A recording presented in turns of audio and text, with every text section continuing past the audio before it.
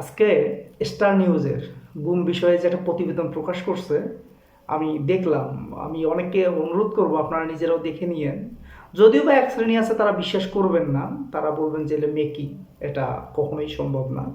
তো তাদের এই বিষয়টা ভিন্ন, তাদের বিষয়টা ভিন্ন, যে তারা ওটা জীবনও বিশ্বাস করবে না। তারা হচ্ছিল ওই যে হজরত শেখ হাসিনার হচ্ছিল অনুসারী। ইভেন তাদের হচ্ছিল ওই তাদের কেবলা তো হচ্ছিল 32 নাম্বার, আর তাদের তীর্থস্থান হচ্ছিল টুঙ্গিপাড়া। তাদের বিষয়টা ভিন্ন, তাদের ধর্ম আলাদা, জাতি আলাদা। তাদের মানে ধর্ম হচ্ছে হলো আওয়ামী লীগ, তাদের জাতি হচ্ছে মুজিববাদ, তাদের জাতিতত্ত্ব। তো সেই বিষয়টা সম্পূর্ণ ডিফারেন্ট। তো আমার কাছে মনে হলো গা শিউরে উঠলো যে এই দেশের আইন শৃঙ্খলা রক্ষাকারী বাহিনী কি করে এই মানুষগুলোকে এভাবে হত্যা করতে পারলো। শুধু হত্যা করেই ক্ষান্ত থাকেননি তারা, পুরা পেটটা চিরে সেখানে সিমেন্টের বস্তা বেঁধে নদীতে ফেলে দিত। হায় রে, কি একটা অবস্থা আমাদের ছিল। তারপরও যারা শেখ হাসিনার পক্ষে বয়ান তৈরি করে, আমার তাদের দেখলে মানে কি কি যে ইচ্ছা করে, এটা মানে কল্পনায় বা ভাষায় প্রকাশ করার মতো না, এটা বলার অপেক্ষাও রাখে না যে কি ইচ্ছে করে। এখন প্রসঙ্গটা হচ্ছে আমাদের সেই গুম গুম যারা হয়েছিলেন তাদের মধ্যে অন্যতম একজন সদস্য হচ্ছে সালাউদ্দিন সাহেব। তো সালাউদ্দিন সাহেব আজকে বলছেন যে এই সংবিধানে হাত দেওয়া বা এই সংবিধান সংশোধন বা এগুলা করা যাবে না, এই গণভোট দিয়ে এগুলো করতে দেব না আমরা। তারা কোনোভাবে সংস্কারপন্থী নন, তারা সংস্কার মানতে চান না। তারা নির্বাচন চান, নির্বাচনে ক্ষমতায় যাবে, ক্ষমতাসীন সরকার তারাই যেহেতু হবে, তারা প্রেডিকশন এমনটাই করে রাখছে নির্বাচন হলে ক্ষমতায় তারাই যাবে আর তারা এটা সংশোধন করবেন। তারা যে কি করবেন আমরা বিগত এই 16-17 মাসে আমরা বুঝে গেছি তারা কি করবে। এই 1.5 বছর আমরা বুঝে গেছি 5ই আগস্ট পরবর্তী সময় থেকে। আর আমার প্রশ্ন হচ্ছে, এই জিয়াউল হাসান এতগুলো মানুষকে হত্যা করলো, এই হারামজাদাটাকে যে তুলে নিয়ে গেল, এইটারে মারলে আহামরি কোনো ক্ষতি হইতো না, আসলেই কোনো ক্ষতি হইতো না।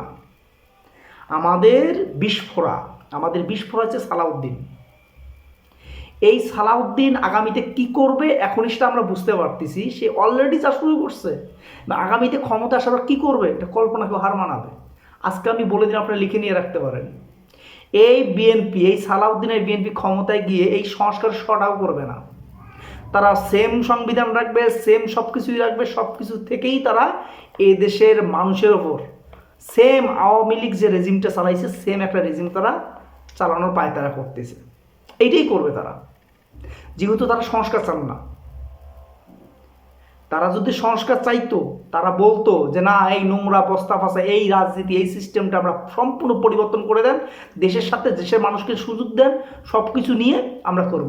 তারা কি করবে? তারা নির্বাচনে গিয়ে তারা ক্ষমতায় গিয়ে তাদের মতো করে করবে, মানে সেটা আবার মানে চেঞ্জেবল, মানে যে কেউ এসে তখন আবার চেঞ্জ করতে পারবে। মানে বিষয়টা হচ্ছে এমনই। খুব আফসোস লাগে এই দেশটার প্রতি, খুব মানে দুঃখ আসে, মানে খুবই আফসোস লাগে এই জন্যে। এই দেশটায় কোনোদিন কখনো কেউ চায়নি একটা ভালো কিছু হোক, ভালো সিস্টেম হোক। আমি মানে খুব আফসোস লাগে আমার যে এদের জন্য, এই বিএনপির জন্য এদের জন্য কথা বলতাম, এদের জন্য কথা বলতাম, এটা খুব দুঃখ হয়। কিছু করার নাই, আমাদের আমাদের কপালটাই খারাপ। আমরা এটা ভাবতেই পারিনি বিগত 17 বছর যে আওয়ামী লীগ দুঃশাসন চালিয়েছে, এটার দোষ শুধু আওয়ামী লীগের একা ছিল না। আমরা সবসময় আওয়ামী লীগকে একাদোষ দিয়েছি, এটা কখনোই আওয়ামী লীগের একাদোষ নয়। বিগত 17 বছর আওয়ামী লীগকে না নামানোর পিছনে যারা দায়ী ছিল তাদেরও এই দোষ বর্তায়, অবশ্যই বর্তায়। সাপ্লাই না যাওয়া, খালেদা জিয়া খালেদা জিয়ার কথা অমান্য করে সাপ্লাই হেফাজতে ইসলামের সেই সম্মেলনে যুক্ত না হওয়া বিএনপি এর জন্য অন্যতম দায়ী।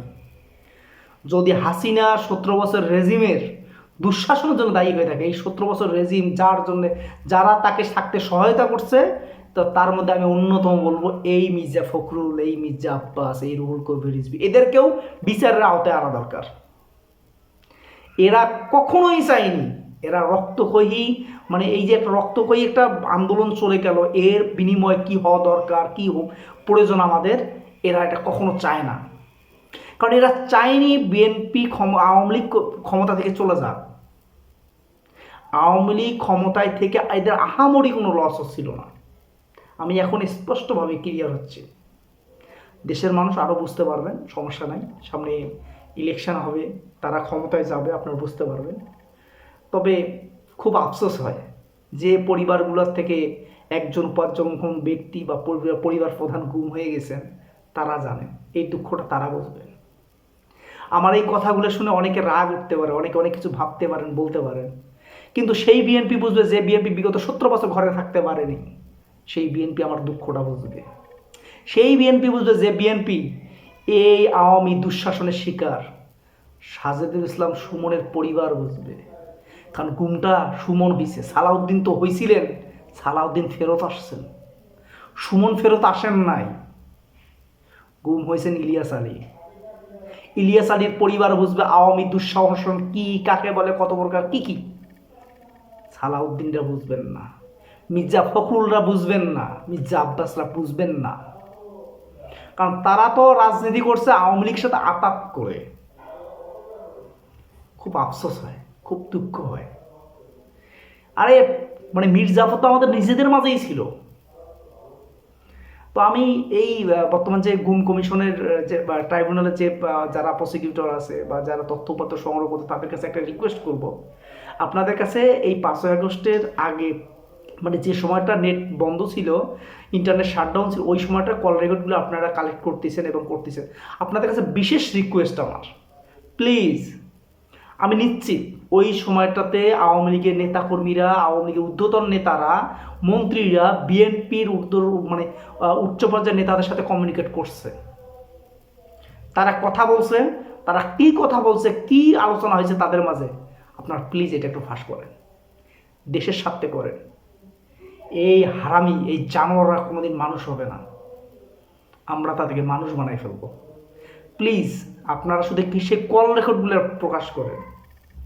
মির্জা ফখরুলের সাথে ওবায়দুল কাদেরের কী কথা হয়েছে, কামাল ওই যে মানে স্বরাষ্ট্রমন্ত্রীর সঙ্গে মির্জা আব্বাসের কী কথা হয়েছে, তারা কি কথা বলছে সেগুলো একটু প্রকাশ করে, সেগুলো একটু আনেন। আমরা চাই সব দলের যদি কথা হয়ে থাকে, অবশ্যই কথা হয়েছে, আমি বিশ্বাস, কারণ এত বড় একটা ঘটনা গেছে, তাদের সাথে কথা হয়নি, অবশ্যই কথা হয়েছে, তাদের নেগোসিয়েশনের ব্যবস্থা চলছিল, দিন দরবারের একটা তো কথা হচ্ছিলই তাদের সাথে। সেই কল রেকর্ডগুলো আমাদের প্রয়োজন, আমরা দেখতে চাই। এই বিএনপি, সালাউদ্দিনের বিএনপি বাংলাদেশপন্থী নয়, এটা কান খুলে শুনে রাখুন। এই সালাউদ্দিনের বিএনপি বাংলাদেশপন্থী নয়, এটা ভারতের পাঁচাটা কুত্তার দালাল। এই সালাউদ্দিন বিগত 10 বছর ভারতের মাটির থেকে রয়ের ট্রেনিং প্রাপ্ত হয়ে এদেশের মাটিতে বিশৃঙ্খলা করার জন্য 5ই আগস্ট পরবর্তী আসছে। এই সালাউদ্দিন, আল্লাহর কসম করি কইতেছি, যদি এদেশে আবারও কোনো অভ্যুত্থানের ঘটনার মতো পরিস্থিতি দাঁড় হয়, সবার আগে এই বেঈমানদেরকে শায়েস্তা করতে হবে আমাদের। তোমার সংস্কার লাগবে না, ওকে ফাইন, প্রয়োজন নেই। ডক্টর মোহাম্মদ ইউনূসের কাছে অনুরোধ করবো, আপনি নির্বাচন দিয়ে চলে যান, আমরা দেখব তারা কি করে। এদেশের মানুষ রক্ত দিতে জানে এবং রক্ত নিতেও জানে। তুমি সালাউদ্দিন ভাবছো ক্ষমতায় গিয়ে তুমি আওয়ামী দুঃশাসন চালু করবা, গুম করবা, তোমার কোন কোন বাকেট পর্যন্ত খুলে ফেলবে এদেশের জনগণ তোমার কল্পনাতেও নাই। কারণ শহীদের তালিকায় না তোমার পরিবারের কেউ নাই রে ভাই, শহীদের তালিকায় মির্জা ফখরুলের পরিবারের কেউ নাই তো, মির্জা আব্বাসের ছেলে শহীদ হয় নাই তো। তো যেহেতু তাদের পরিবারে কেউ শহীদ হয় নাই, তার মানে বুঝতে হবে শহীদ কারা হয়েছে। যারা শহীদ হয়েছে না, তাদের উত্তরসূরি কেউ আছে। আবু সাইদ বুক পেতে দিছিল না, আবু সাইদকে মির্জা ফখরুলের ভাতিজা লাগে? লাগে না তো।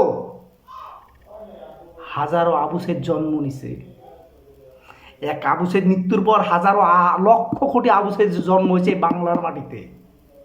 আমি বলে দিলাম, আমি যদি বেঁচে থাকি, আল্লাহ যদি আমাকে হায়াতে বাঁচায় রাখেন, আল্লাহর কসম করি কইতেছি, জুলাইয়ে শহীদদের রক্তের সাথে যারা গাদ্দারি করবে, তোদের এক একটার করে বিচারে বাংলার মাটিতেই করব ইনশাল্লাহ। কথাগুলা শুনতে অনেক আবেগী মনে হতে পারে, মনে হইতে পারে এই ছেলের মাথা খারাপ, এই ছেলে কি বলতেছে। না, আমি যা বলতেছি ভেবে চিন্তেই বলতেছি। আমি বাংলাদেশপন্থী, আমি ঢাকা দিল্লির নই, আমি একজন মুসলিম। মুসলমানরা একবার মরে, বারবার নয়। মৃত্যুর দরজা, মৃত্যু কাকে বলে চোখের সামনে দেখে এসেছি, তো মৃত্যুর ভয় ডর আর আমার মাঝে নাই। তো এটা হলো কথা। আল্লাহ হাফেজ, ভালো থাকবেন, সুস্থ থাকবেন।